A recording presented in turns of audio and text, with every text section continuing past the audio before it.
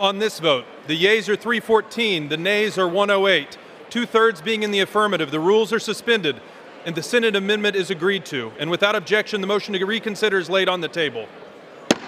House passed its latest temporary spending measure, narrowly avoiding a scheduled government shutdown and punting its budget deadlines for a third time, extending the current spending deadlines set for January 19th and February 2nd to March 1st and March 8th, respectively.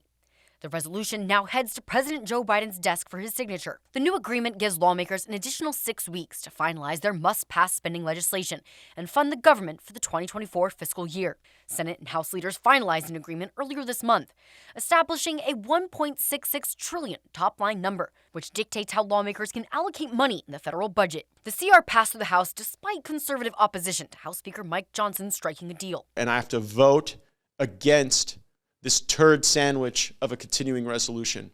America should not be governed by continuing resolution. It is thoroughly unserious, and it is a system designed to avoid the actual review of the agencies and the programs in the federal government.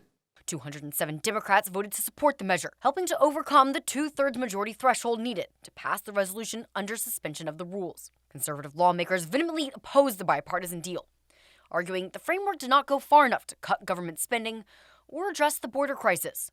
I'm voting no on this package. I think that at this point, this government should not be funded until the border is secured. Members of the House Freedom Caucus even met with Speaker Mike Johnson just hours before lawmakers met to vote on the continuing resolution, pressing the Republican leader to make last-minute changes to the stopgap spending measure to include border policy reforms. However, Johnson rejected those requests.